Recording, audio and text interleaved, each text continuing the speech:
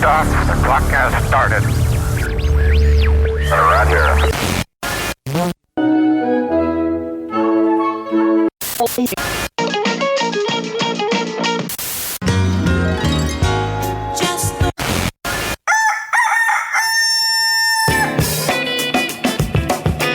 Welcome to the Good Stuff Morning Show. Here are your hosts, Kyle and Kenny. Good morning, Kenny. Good morning, Kyle. Your voice sounds so much better this week. But I'll just get really close to the microphone, and now I have to talk like this. This is the only way for me to make it so that I don't. You just sound like Garco voice. now. Garco. Where's the? I need to find the sound. I need to find the sound clip. Garco. That's the wrong one. Garco. Are you in it? Garco? There we go. It's me. I'm here. Anybody who hasn't listened to a show like 3 years ago doesn't know what we're talking about. It's the guy you hear at the beginning of every episode, the one who introduces Kyle and I. Here are your hosts, Kyle and Kenny. Garco? Yes, and also a really, really deep cut Disney reference. So anyway, doesn't matter. Hey, it's getting hot in here. So hot that there's lots of heat. I am getting so hot. I am turning into fire. Oh, that's a hot dog. Yeah, it's really heating up here on the West Coast. What's the plan? How many popsicles do you have in your arsenal? How frequently will you be dunking your mattress in the pool? Is that a thing? Well, you need to soak it. You need to make sure that the mattress is fully soaked first in order to... Is this like reverse waterbed? What is this? Toilet. It's the... What you're trying to do is just... my fear is that if I have a memory foam mattress, that if I dunk it in the pool, it's going to act like a sponge and just like expand and soak up all the water. Life hack. Absolutely. What do you mean life hack? That's how you ruin both a pool and a mattress. Or it's like one of those cartoons where you put the mattress into the pool and it soaks up the entire pool into one mattress. I just said that. Then you sleep on it. In the pool. Now, that's where you live. That's where you stay in the pool. You know what? Probably if you put one of those mattresses that just float, I would guess like you could try to get the water in there and it just wouldn't. Someone please try this and tell us how it goes. And we are not liable for any damages. This is on you, but tell us how it went. No. No, you really shouldn't. I think that would be a bad idea. The point is though that it's about to get real toasty, which means it's perfect corn weather. We heard from our listener, Haroldina, who wrote in and says typewriter. So that's one for the typewriters. I don't understand how people eat typewriter style though. Of the doesn't world. It just all get in your fangs, like into the incisors? Like, how you gotta use your front teeth. You gotta look at Kyle when he's chewing through a clear water bottle, and he's like sticking his lips out there, and I think everyone can just imagine in your mind what that's like. I'm sure most folks can. Okay. But that's still 2-1, right? We're both around the world folks, and we have one typewriter. Oh no, you know what? My wife says it depends. And I asked her, what does it depend on? And she goes, I don't know. So I guess she's a wild card. She can go typewriter. She could go around the world. She could go around the world with a typewriter and write about her travels.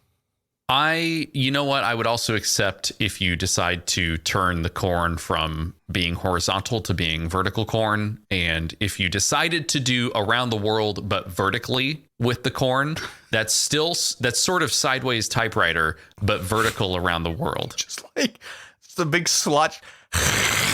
You just as you drag it through your teeth. You go pole to pole, but with, it's just a straight away with your teeth, and you go around the top, right? You go. It just reminds me of all of those Shaq commercials in like 1997 about Taco Bell tacos, where he has to turn his neck to eat the tacos. Yeah, and then he had taco neck, and then it was like it was like this big promotional thing, and they'd show him in a game, and he's got his neck all cockeyed trying to shoot free throws, and he's like, "That's why I can't make any." No, it is why he could make them. So that's why he continued to eat tacos. Oh, so you're right. You're right. You're misremembering the whole commercial. Well, then I'll just say that it all concluded with the Taco Bell movie tie-in promotion with Godzilla, 1998's Godzilla with Matthew Broderick. Some say the worst Godzilla film ever created, and I say the movie that I used to fall asleep to in middle school. I used to put that in my little VCR TV, and I'd fall asleep, and about the time that Godzilla makes landfall in New York, I'd be asleep. So I just watched that guy running down the dock. Remember that? He's running down the dock, the fisherman. He's like, I gotta run away. Godzilla couldn't kill him. He's immortal. Could I have the Taco Bell instead, please? No, in fact, what you probably want is the Microsoft Xbox Series X mini fridge, which is real now. It appears it is. I'm having a bit of a trouble, I suppose, understanding the actual size of this. I have not seen a Series X in person before. Is it the size of a beverage can, or is it larger than that? How many beverage cans can fit inside of this mini fridge? Is it a 1-for-1 recreation of the gaming system? My guess, but with cold things in it. My guess is it's like a 2-for-1, because I think that the Series X is about the size of the trash can Mac Pro.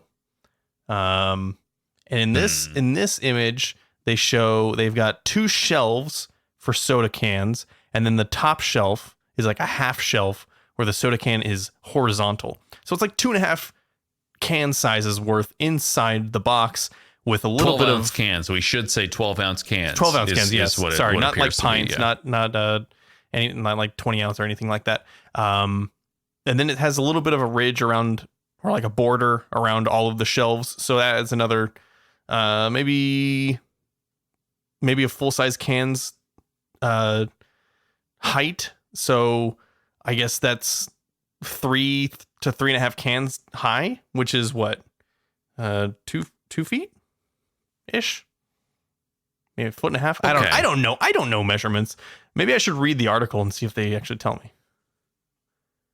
I don't think they do, but what matters is that there probably is the possibility that you would get the two of them mixed up one way or the other.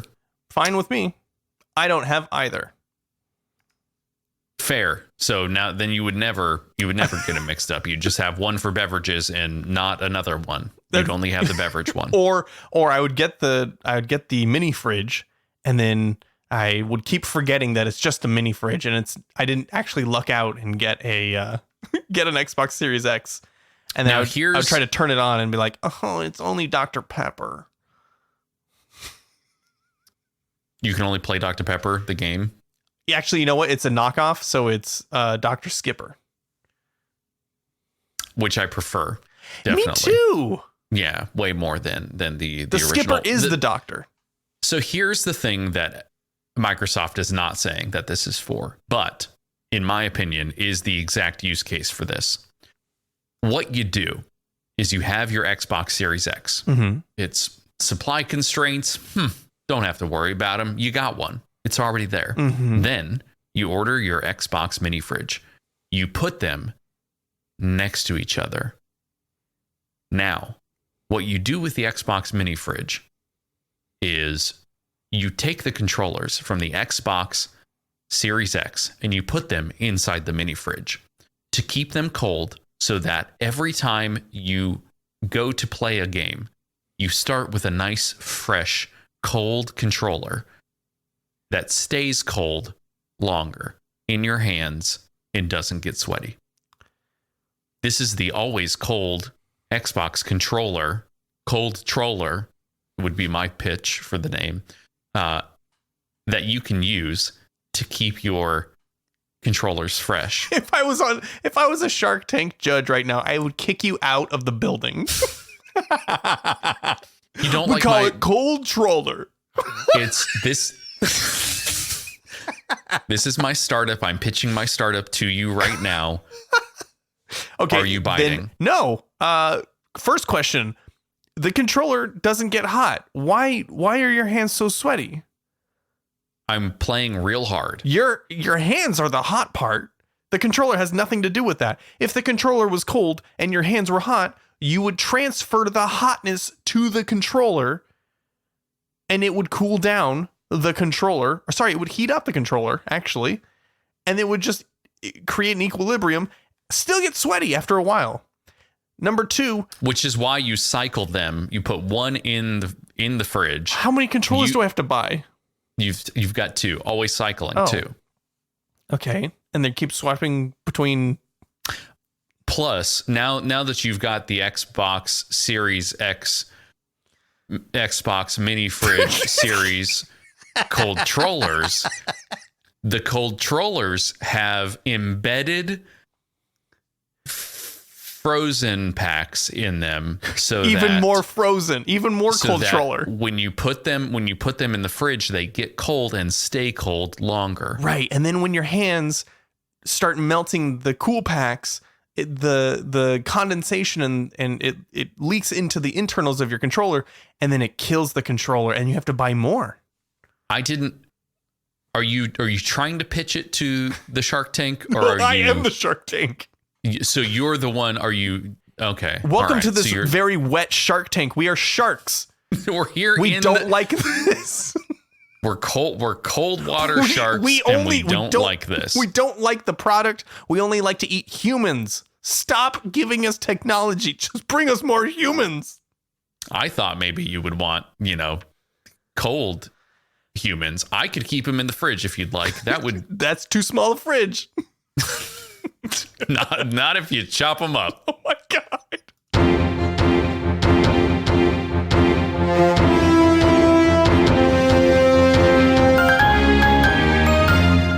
These are today's headlines. Speaking of feeling like you've been chopped up, Google. They love to chop up their applications into all sorts of little pieces and then try and put them back together, but they just can't. They can't ever. Do you want me to read this? Okay. Yeah. Okay. Good intro. Google is officially making its Workspace suite of apps available to all users with a Google account instead of limiting it to just the folks who use apps through their employers. Nearly 3 billion users with Google accounts now have access to the company's new version of Gmail, Docs, and Chat. That's right, Google Hangouts is no more. It is now Google Chat. Wasn't it Google Chat in the beginning, and then they changed it to Hangouts? No. Meet? No. Meet a Hangout, you chat.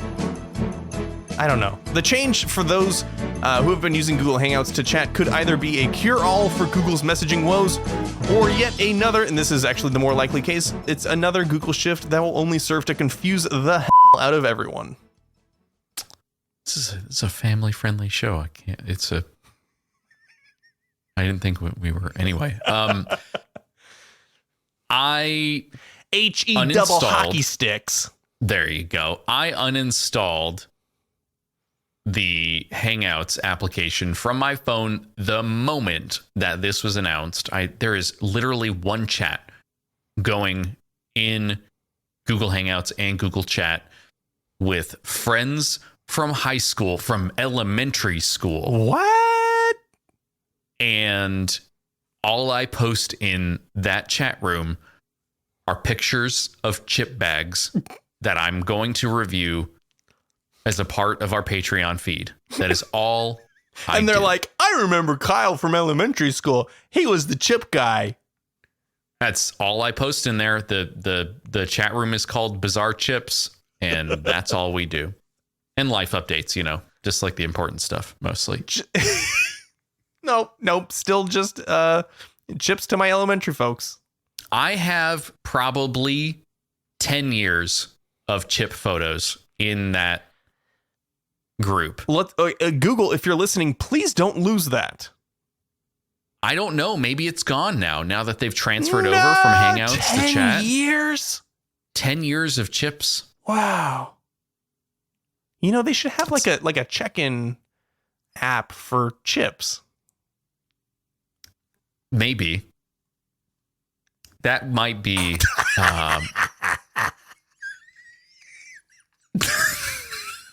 I can't contain my laughter.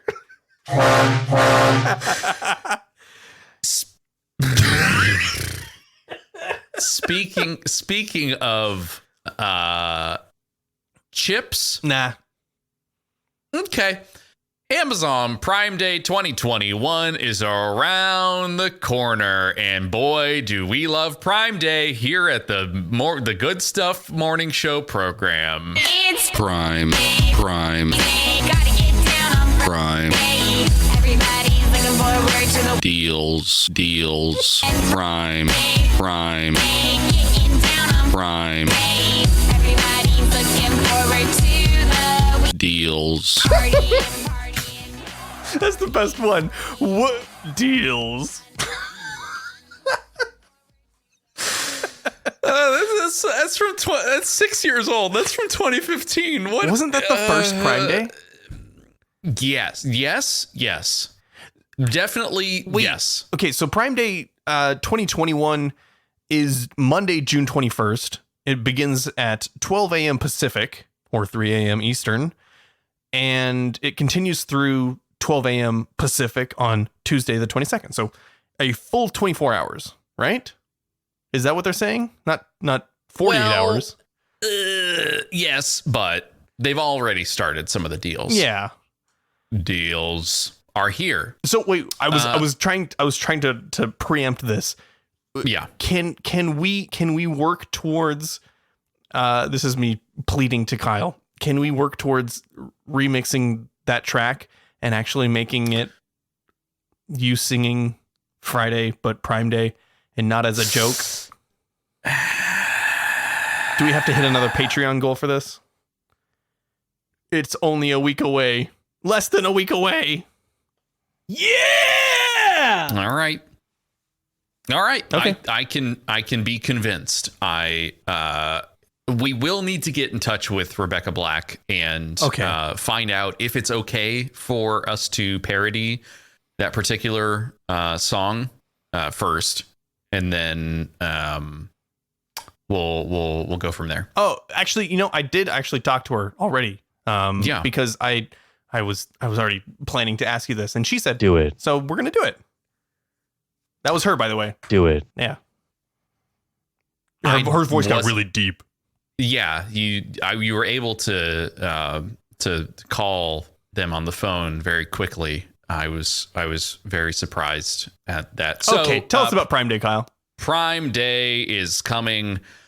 Amazon, the company, has some new deals that are a bit early. You're for their vamping. I know you're vamping. products. I was. Just to open up the link and read whatever the first word is. I was looking for Prime Day from Listen, what Amazon, the company. I was going to make the joke that I found another phone call from Rebecca Black, and I was going to for more. I was looking for I was looking for the video that Santa recorded. Okay. And that was going to That's be... that's like your trump card, huh? I was... Anytime they're like, he came up with a good bit, but I got this one. I got Santa to record a message for my brother. Yeah. Then I would tell, and then I would say, can't say. He's typing. Listen, I'm gonna look for it. Let's just say, okay. So if it's you worth are, it's worth it. You okay, know what? fine. Forget it. Keep going. If you are, Ho, ho, ho, ho. Hi, Kenny. It's me, Santa Claus, calling from the North Pole. I'm so happy to talk to you, Kenny. Now, do you know what day is almost here? Yes, that's right. It's Christmas. Ho, ho, ho, ho, ho. Kenny, now that you're 25 years old, I wanted to let you in on a Christmas secret. How you're doing on my naughty and nice list. Won't that be fun? First of all, you're doing a great job taking care of Garco. The elves in the workshop have been talking about it for weeks. Oh, and Mrs. Claus was so happy to hear how well you've been coming up with trivia questions, reading the National Day, and being a soundboard. Kenny, you're well on your way to the nice list. Ho, ho, ho, ho, ho, ho, ho, ho, ho. Now, there's one thing I need you to work on, Kenny. Please get more sleep. And something about eating sardines. Could you do that for me? Oh, of course you can. I think there's no question about it, Kenny. You have made it to the nice list. Ho, ho, ho, ho, ho, ho, ho, ho, ho, ho, ho. Isn't that wonderful? I am so proud of you. Kenny?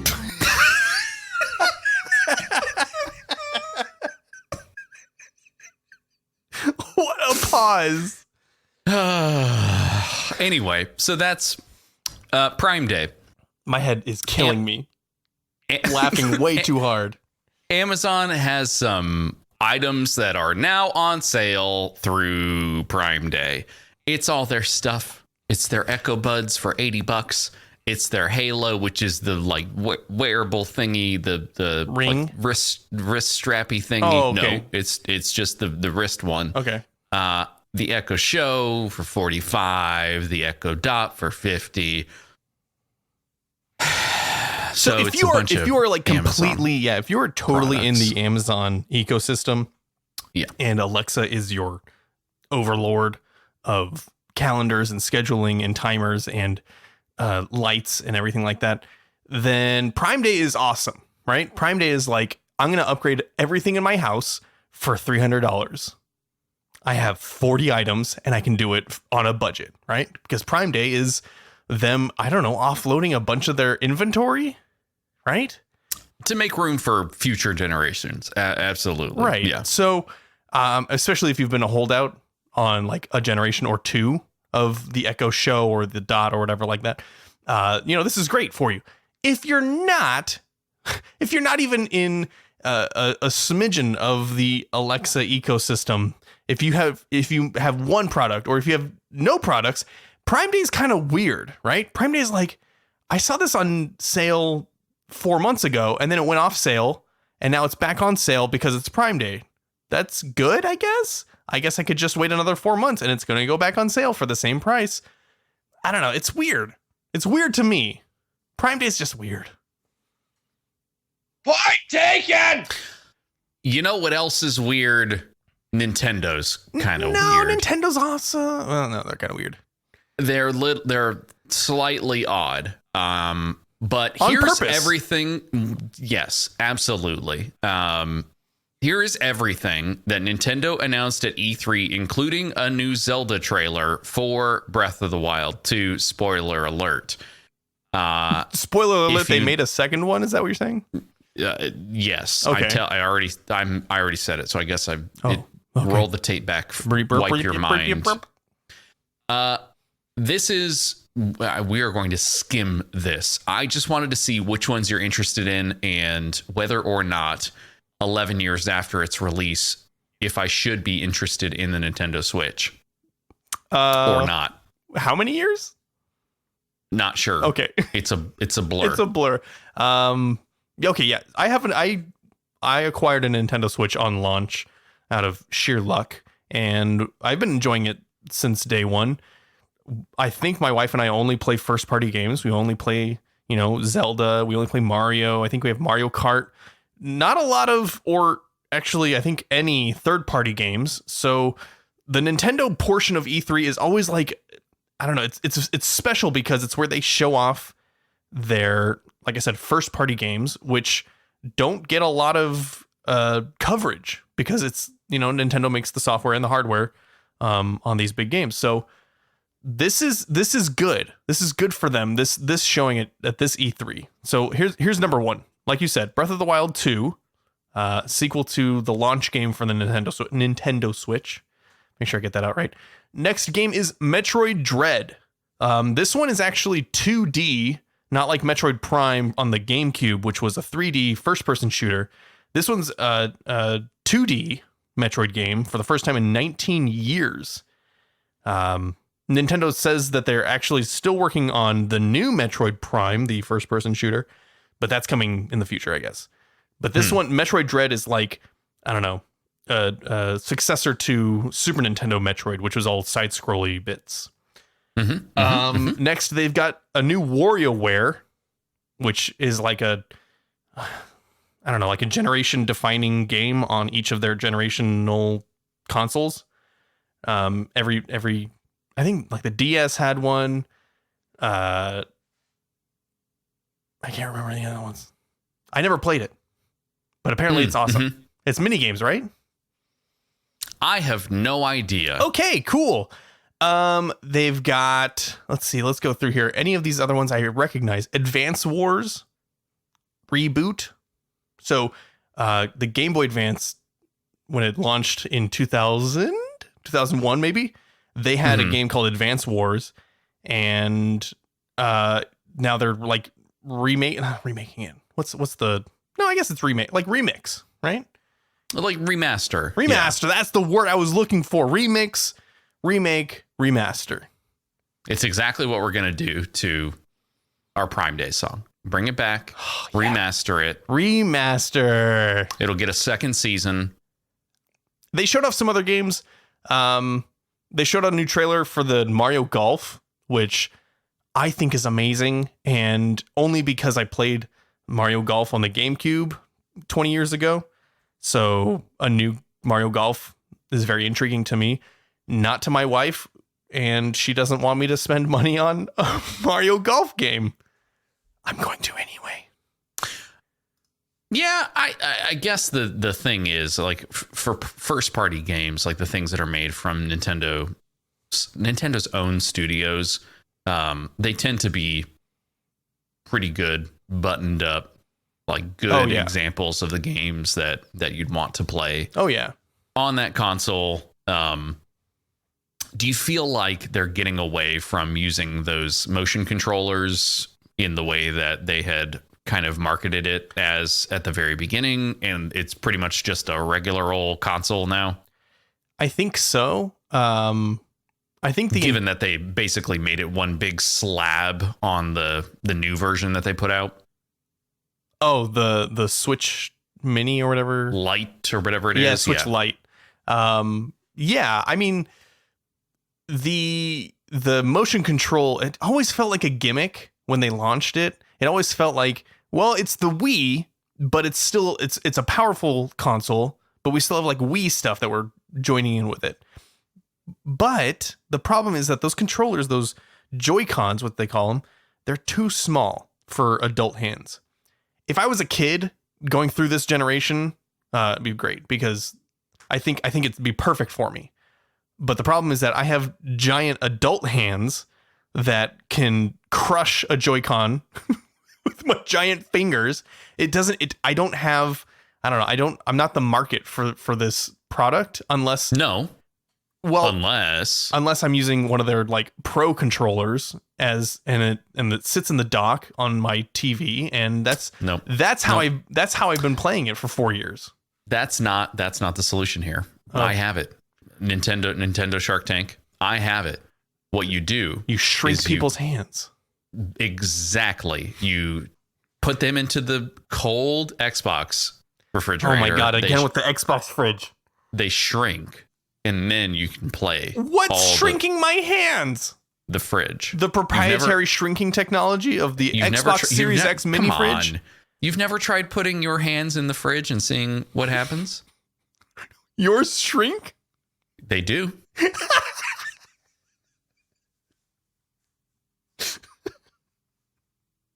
You've never tried it. Stop talking. Let's move on to this next story, Kyle. Once you lead into it. What I was gonna say. Sorry. Were you gonna keep talking about your shrinking hands? What I was going to talk about was just instead of shrinking your hands, just make the Switch the size of a cutting board so that I can grab it and it's like holding, like the Joy-Cons are the size of an actual brick. I want them to be the size of just 2 bricks. If the Joy-Cons were the size of my iPhone, I could get into that. But they're like half that size. That's just a Wii.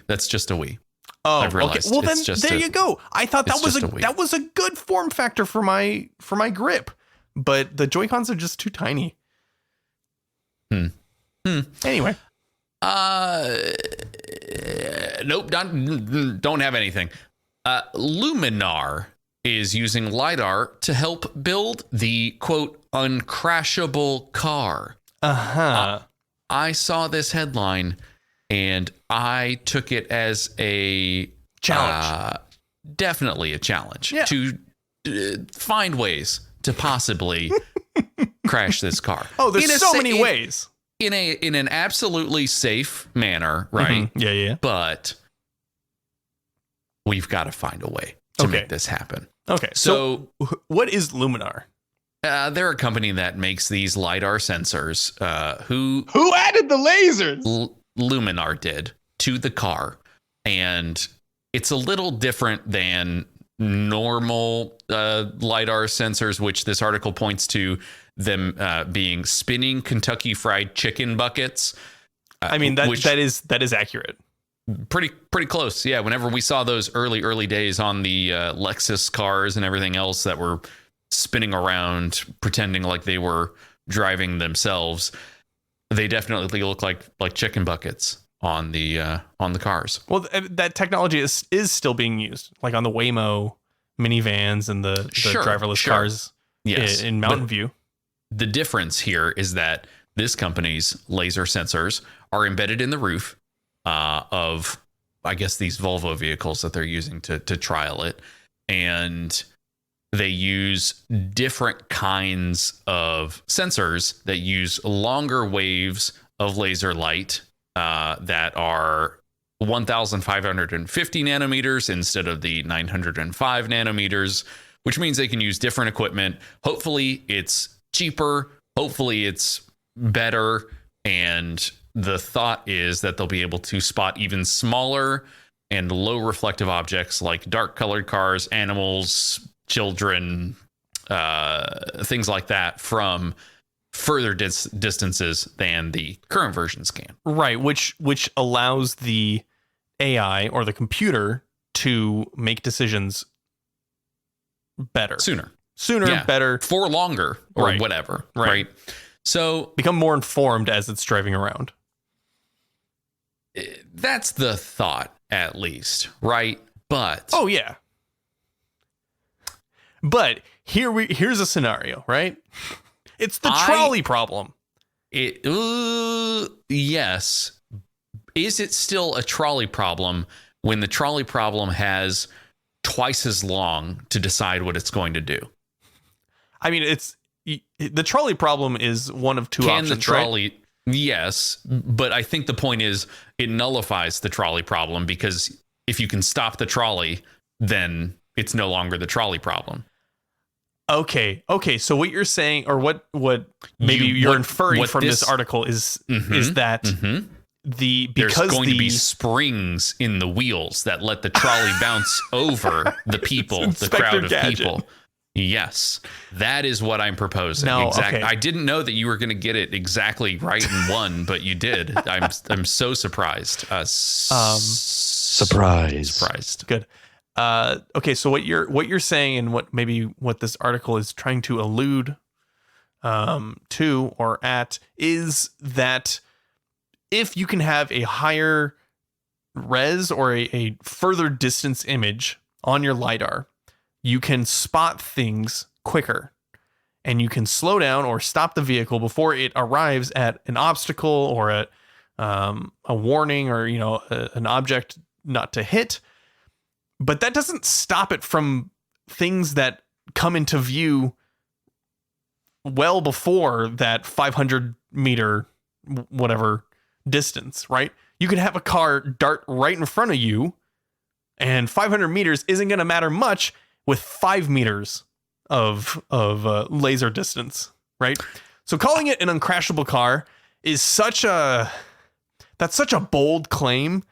It's a challenge. It's a very singular focused claim, right? It's very like, it's the uncrashable car. It will never run into an obstacle on a normal street that isn't moving. Sure, yeah. But have you ever driven downtown anywhere? The rules are out of the window. There are no warnings. Everything is a wild card when you're driving downtown, right? Anything can happen. Anyone can step out onto the street. Any car can come zooming through a red light. You can't plan for that kind of stuff. You can only program your AI after it sees it, right? What do you throw a bunch of scenarios where the guy's on a skateboard and he's running right into the car. What's the car gonna do? Eat it and it explodes in your mouth. Well, that's an eating car. The thing that I'm thinking, that's the trolley problem. The car absorbs the skateboarder into its grill. Just eats it and it explodes in the car's mouth. Oh, okay, yeah. I was gonna say he becomes a passenger in the car, but no, he explodes. Clean up the inside of the car. Now you know how it feels. Okay. The thing I'm imagining is, what is Final Destination 7 going to be like? Wait, there were 6 of them, right? I thought there were 5 of them. Were there 5? Okay, 6. How are there more Fast and Furious movies than Final Destination movies? Yeah. What's that about? Why don't they should collide those universes, right? Absolutely. Dom should become like the sentient Final Destination character who's like, I can see everyone's deaths, and then become like the ultimate racer. Perfect. I am ready for that crossover. What I want to see, though, is a truck carrying 500 meter long pipes explode. Half a kilometer long pipes. How long is this truck? Crash, explode, and then the pipes go careening into the vehicle, and it doesn't have the ability to stop. You are only interested in Final Destination 2, where the logs fall off the back of the truck and slam. You know, I think about that every single time I see a truck that has anything off the back, and how that's going to make every millennial does. You know why? And it explodes in your mouth. Because Final Destination 2 had a marketing campaign, which was like on every single channel. It doesn't matter if you're watching Cartoon Network, Disney Channel, MTV, CBS, the Weather Channel. It was on every channel, and it showed the same exact scene of the logging truck losing its logs and careening down the freeway as people were like, I don't have brakes. I only have a steering wheel. And it just slams right into that guy, right? And I never saw it. I never saw it either. Yeah. Maybe was it we 2? Need to see was it 3? I don't know. It wasn't the one with the roller coaster. Patreon.com/goodstuff. We'll do a movie night and watch Final Destination 1, 2, and 3. And 4 and 5. Who knows? We'll watch every single one. And then we'll change over to the Fast and the Furious franchise, and we'll find ways to connect the two universes. And then we'll write our fan fiction. Yes, absolutely. Speaking of movie snacks, Girl Scouts, they're stuck with over 15 million boxes of unsold cookies. Are they all tag-alongs? Because I'll take all of them. It's a challenge.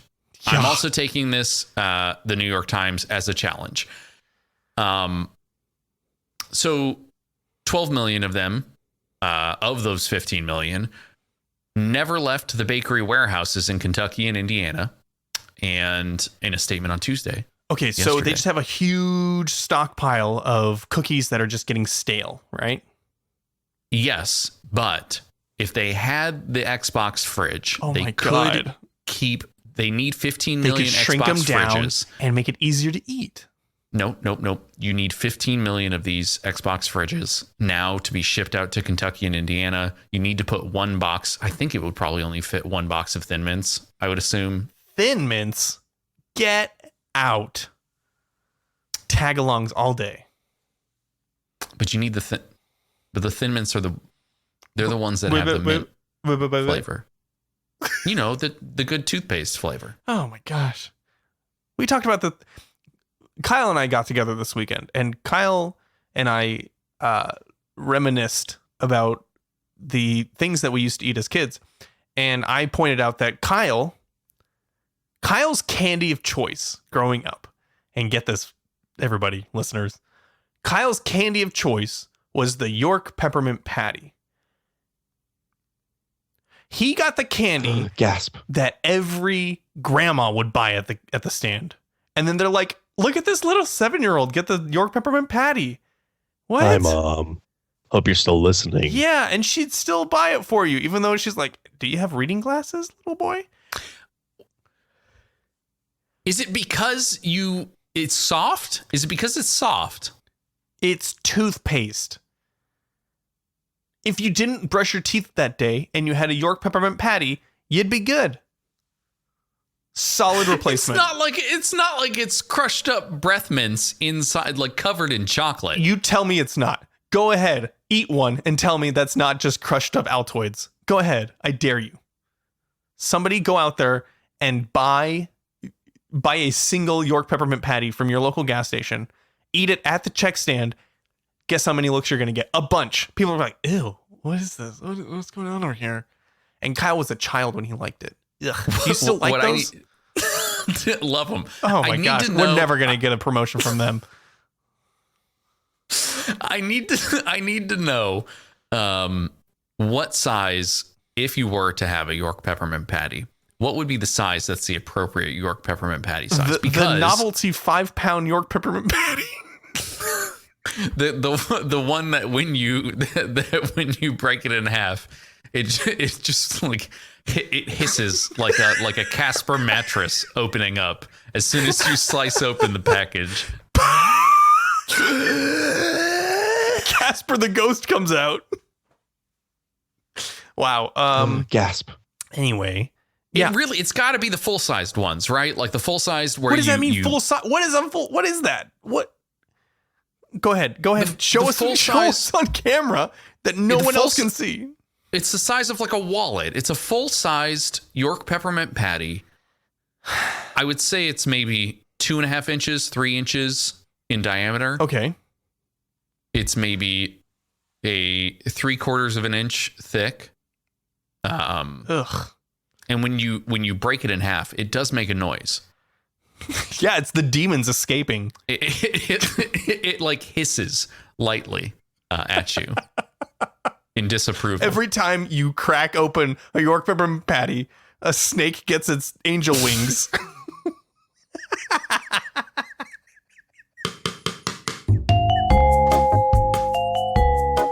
This is today's special.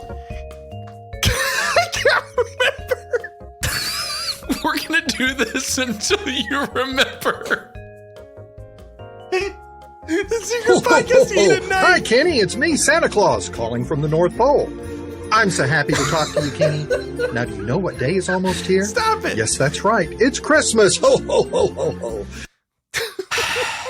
We're going to do it. We're going to do that until you get it right. I can't remember. I know. Do it again.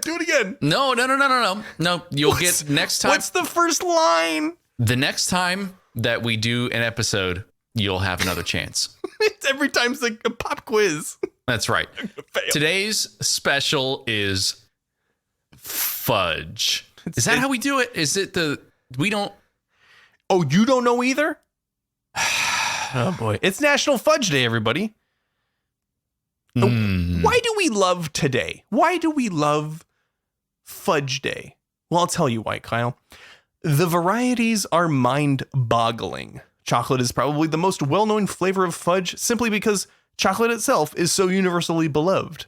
Besides chocolate and its variations like chocolate peanut butter, chocolate mint, chocolate cherry, chocolate walnut, Yeah, German chocolate. chocolate mint. That's what I'm talking about. Barf. You can pig out on pumpkin pie, maple walnut, even better, vanilla, coconut, blueberry, cherry, raspberry cheesecake, cookie dough, gingerbread, amaretto, Kahlua. Need we go on? No, because suffice it to say that unless you had your sweet tooth extracted by the dentist at a very young age, which I might have, you're going to find a flavor of fudge that appeals to you. There isn't really a tooth in your mouth that's a sweet tooth, right? No, there's two teeth, and I got both of them removed. Where is it? It's in your elbow. Oh, the teeth are in your elbow? That's how they That's when you resorb your twin. Them? And you have teeth growing out of other limbs. Your elbow? No, you can't. No, you can't. I'm sure there are documented cases of people who have absorbed their twin and have hair and teeth growing out of some other part other than their mouth. Here's another reason why we love today, Kyle. It's surprisingly easy to make fudge. Let's get back to the fudge. Yeah. Did you know? Uh-huh. Perhaps it's because it's closer kin to candy than other treats like cookies or cakes. Fudge has a reputation for being finicky and difficult to make, but that may well stem from its late 19th century history, which when it often would have been made on a wood-fired stove and without the benefit of candy thermometers. Nowadays, we have precise temperature control, accurate measurement, and ingredients like corn syrup, marshmallow fluff, and condensed milk that make whipping up a batch of fudge a veritable Thanos snap. Then you only get half the fudge. Then the fudge is gone, and then it's a blip of fudge. Yeah, a blip of fudge. That is the name of today's episode. No one's gonna get it. Actually, it's really hard to look at the word snap and not think of Thanos. Like, I have such Infinity War and MCU brain that even just the word snap. You know what? It's weird, right? Good on you, because at least you haven't been totally brainwashed by like all of social media and technology media, thinking like, when I see Snap, I think of the Snap company and those ding dang glasses that they, because they decided, no. Like, the chat part is, we can't have that attached to our name anymore. We're just Snap. Right. That's all we do. Just all the way down the hallway, but just over and over. Yeah, and definitely. Over. You have to do that, or you can't work here. But I don't know. It's my wife and I watched Thor Ragnarok last night for the first time in maybe a year. We love that movie. It is fantastic. Watching it over again, Taika Waititi is a genius. I don't know why they waited so long to allow him to direct a movie, but it was perfect tone, perfect production. It's just great. But it just put me again into like Infinity War brain. And I had just read an article about somebody who had their significant other watch through all the MCU up to Infinity War. And then they had them watch Infinity War. Okay. And then they watched Endgame. And reading about it was like, I want to have that experience again. Do you remember where you were, or the first time that you watched Infinity War and you got to the end? I'm not going to spoil it because there might be somebody out there who is in this boat. Do you remember how you felt? Because I remember how I felt, and I wish that I could watch it all over again and have that same experience, because it was the best. It was the best theater experience I've ever had. Now you know how it feels. Very close to the experience of going to watch Star Wars Episode 7 in theaters and watching the Lucasfilm thing, and then go ahead, play the horns. Oh, it's gone. It's the iCloud sync issue now. Oh, it's down low. Anyway, yeah, I kind of wanted. It's weird. I want to have my memory erased so I could watch Infinity War and Endgame again, because it was such a good experience.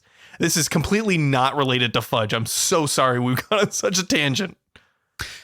Or is it related to fudge completely? Oh, no, it's not. Sorry. Okay. Gasp. It's not. So go out there, eat some fudge. I don't know. I kind of want the chocolate cherry fudge now. Or Kahlua. Is fudge something you go for? Because I don't. I'll be honest. Whenever I see it, it looks like, when you say you don't like York peppermint patties, fudge looks like you could build a house out of it. Like it's either It's like Egyptian bricks. No. Mesopotamia bricks. I just don't think that it would be tasty, and it looks like it's dry. Oh, yeah, you can have, if you don't make it right. My in-laws, they like to bake, and they make fudge.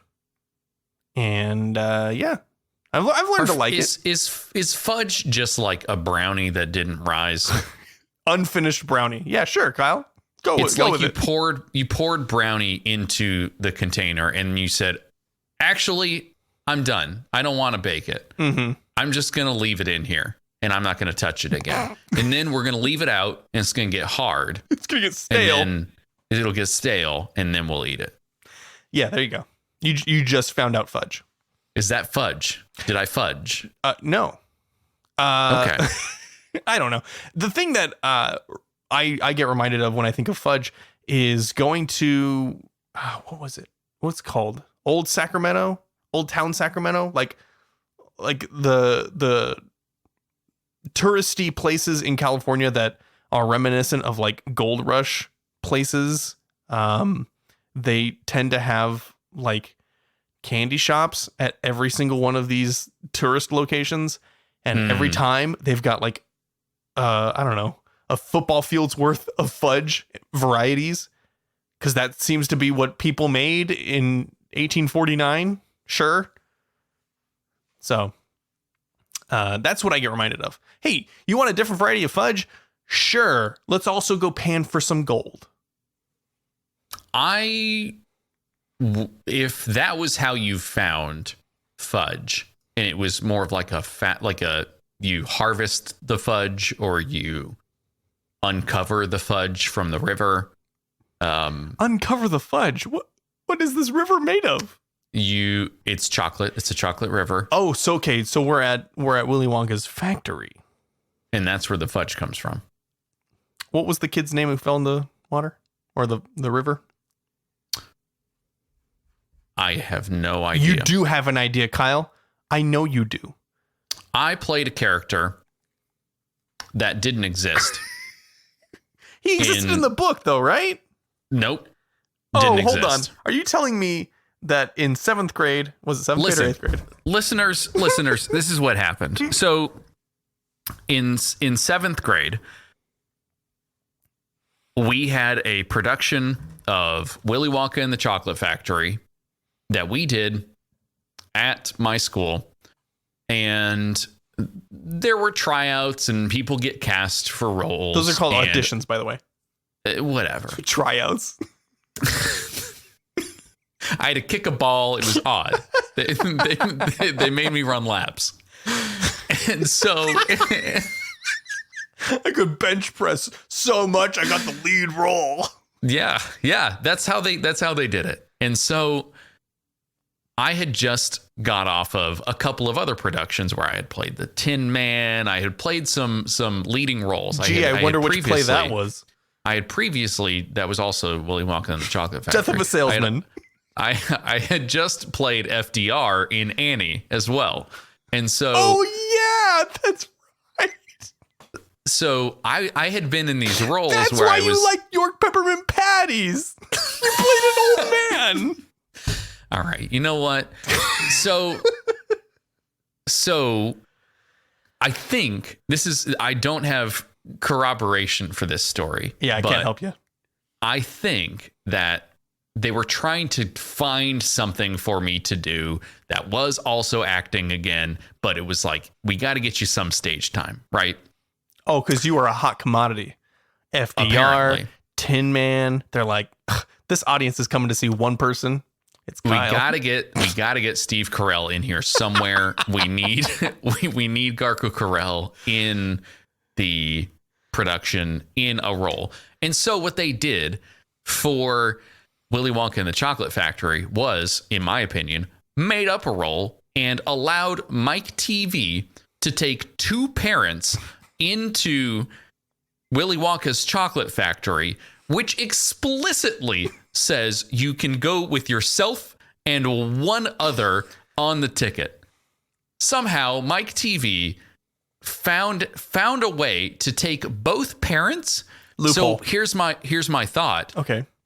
Perhaps I was a ghost and I never existed, and I was only there in spirit. Oh man, that's grim.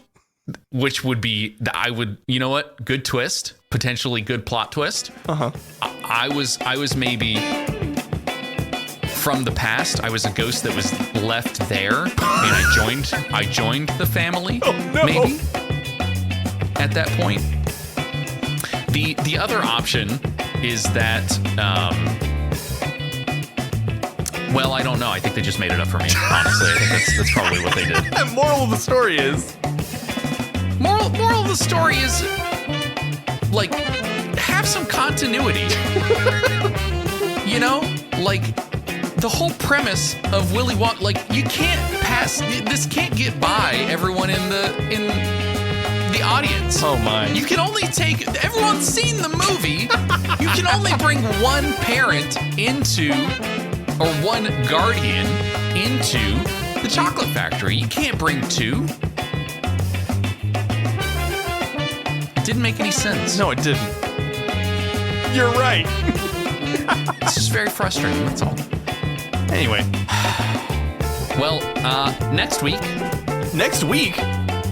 we'll have another episode, but until then we're actually going to do another one, and it's going to come later this week. So confusing.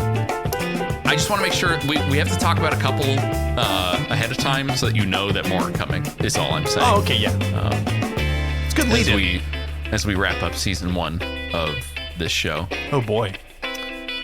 Now that we're 420 episodes in. Nobody who didn't listen to the pre-show will know about that. Oh, it doesn't matter. Patreon.com/goodstuff. Make sure that you become a patron. Kyle wants to show you the chips. Bye.